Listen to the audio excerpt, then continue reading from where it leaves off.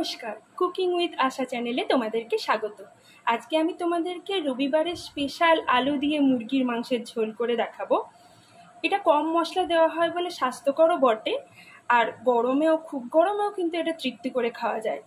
তো এই রান্নাটা করতে করতে তোমাদের কিছু স্পেশাল টিপস বলে দেবো, যেগুলো ফলো করলে কিন্তু এই পাতলা মাংসের ঝোলও অপূর্ব স্বাদ লাগে খেতে। তো এটার জন্য দেখো, আমি এখানে 1 কেজি চিকেন নিয়েছি। এই 1 কেজি চিকেনটাকে আমি ভালো করে ধুয়ে জল ঝরিয়ে বেশি করে নুন হলুদ মাখিয়ে রেখেছি। তার মানে এই 1 কেজি চিকেনের মধ্যে না আমি 4 টেবিল চামচ নুন দিয়েছি, মানে একেবারে মাংসের ঝোলের আন্দাজে নুনটা দিয়েছি। তার কারণ মাংসের ঝোলটা তাহলে পরে আমি সবার শেষে চেখে দেখে তারপরে এতে যা নুন লাগবে দেবো, আর যদি না লাগে তো দেবো না। আর 2 টেবিল চামচ এখানে হলুদ দিয়েছি, আর 1 টেবিল চামচ সর্ষের তেল মেখে নিয়েছি। 1 টেবিল চামচ সর্ষের তেল কেন মেখেছি জানো তো? তাহলে এই যে নুন আর হলুদটা মাংসের মধ্যে ভালো করে কোট করে যাবে। এটা আমি আধ ঘন্টা ধরে ম্যারিনেট করে রেখেছি। দেখো, 4টে আলু আমি এইরকম পিস করে কেটে ধুয়ে নিয়েছি। 2টো মিডিয়াম সাইজের পেঁয়াজ আমি এইভাবে কুচিয়ে নিয়েছি। এই মশলাটার মধ্যে একটা মিডিয়াম সাইজের টমেটো, 2টো রসুন, 1 ইঞ্চি আদা আর 4টে শুকনো লঙ্কা মিক্সিতে ভালো করে পেস্ট করে নিয়েছি। গোটা মশলার মধ্যে ফোড়নে যেটা দেবো তার মধ্যে দেখো নিয়েছি 2টো তেজপাতা, একটা শুকনো লঙ্কা, 2টো দারচিনি, 3টে এলাচ আর 4টে লবঙ্গ। জিরে কিন্তু আমি ফোড়নে দেবো না, কারণ জিরেটা না মুরগির মাংসের সঙ্গে একদম যায় না। এখানে দেখো আমি নিয়েছি 1 চামচ ধনে জলের মধ্যে গুলিয়ে নিয়েছি। এটা কোন পর্যায়ে দেবো সেটা মাংসটা রান্না করতে করতেই বলে দেবো, কারণ এটা দিলে না মাংসের মধ্যে একটা অপূর্ব স্বাদ চলে আসে। আর সবার শেষে আমি এই গরম মশলাটা দেবো। গ্যাসে আমি কড়াই বসিয়ে দিয়েছি। আমি রান্নাটা সর্ষের তেলে করব। সর্ষের তেল দিয়ে দিয়েছি। সর্ষের তেলটা এখন গরম হবে।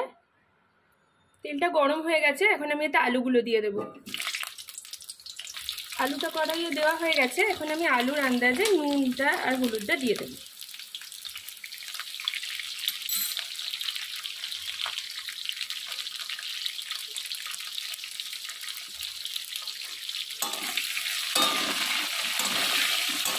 ভালো করে মিশিয়ে দেবো, নিয়ে আলুটাকে ভাজা ভাজা করে নেব।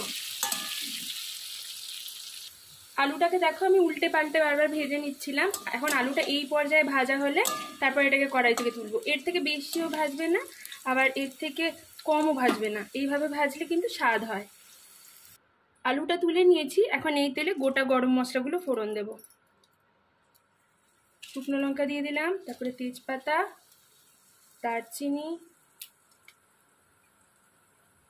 এলাচ আর লবঙ্গ, এগুলো ভালো করে ভাজা হবে। ফোড়নের যে একটা সুন্দর গন্ধ সেটা বেরোনোর পরে আমি মশলাটা দেব।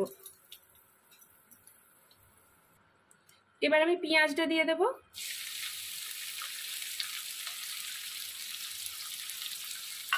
পেঁয়াজটা এবার লাল করে ভাজবো।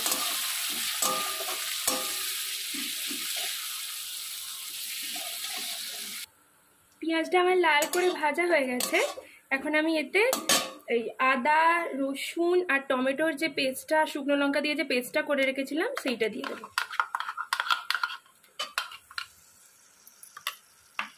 দিয়ে আমি গ্যাসটাকে মিডিয়াম করে নেব। আর এই পর্যায়ে আমি 1 চামচ চিনি দিয়ে দেবো, এটা টেস্টটা ব্যালেন্স হওয়ার জন্য।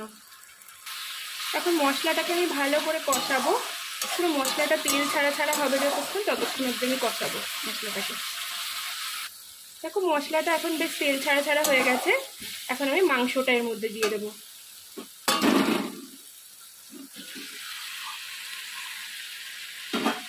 মাংসটাকে দিয়ে ভালো করে নেড়ে চেড়ে মিশিয়ে নেব। ভালো করে মেশানো হয়ে গেছে। এখন আমি এটাকে গ্যাসটাকে মিডিয়াম রেখে এইভাবে ঢেকে ঢেকে ভালো করে মাংসটাকে কষাবো। দেখো এটা ঢাকা দিয়ে দিয়ে বেশ ভালো করে কষানো হয়ে গেছে। এখন এই পর্যায়ে আমি এই যে 1 চামচ ধনেটাকে জল দিয়ে গুলে রেখেছিলাম, এখন আমি এটা দিয়ে দেবো। দিয়ে আমি ভালো করে নেড়ে চেড়ে মিশিয়ে নেব।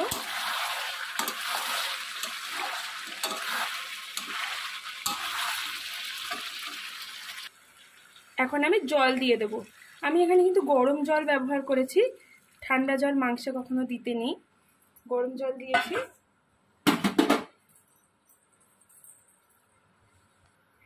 এখন আমি আলুগুলো ওতে দিয়ে দেব, দিয়ে আরেকটা জল দিয়ে দেব। তোমরা তোমাদের পরিমাণ মতো জলটা দিয়ে নিও, দিয়ে আলুগুলো মিশিয়ে দেব। জলটা ভালো করে মিশিয়ে দিয়েছি, এখন আমি এটাকে ঢাকা দিয়ে দেব। আমি ঢাকা দিয়ে দিয়েছি, এখন গ্যাসটাকে মিডিয়ামে রেখে এটা 20 মিনিট সেদ্ধ হতে দেব। আমার 20 মিনিট হয়ে গেছে, মাংস আর আলুটা এখন পুরোপুরি সেদ্ধ হয়ে গেছে। এখন আমি গরম মশলাটা দিয়ে দেব, এতটা গরম মশলা দেবো আমি। গরম মশলাটা দিয়ে আমি ভালো করে মিশিয়ে দিয়ে গ্যাসটা বন্ধ করে দেবো। এবার আমি গ্যাসটা বন্ধ করে দেবো। দেখো আমি প্লেটে নিয়ে নিচ্ছি মুরগির মাংসের লাল লাল ঝাল ঝাল ঝোল। রবিবার দিনকে এই রেসিপিটা হলে না দুপুরের ভাত খাওয়াটা জাস্ট জমে যাবে। তোমরা অবশ্যই এই রেসিপিটা ট্রাই করো, আর কেমন হয় আমাকে জানিও। আর লাইক কমেন্ট শেয়ার করো, আর আমার চ্যানেলটাকে প্লিজ সাবস্ক্রাইব করো, আর বেল আইকনটাও কিন্তু প্রেস করতে ভুলো না আমার নিত্য নতুন রেসিপির আপডেট পাওয়ার জন্য। ধন্যবাদ।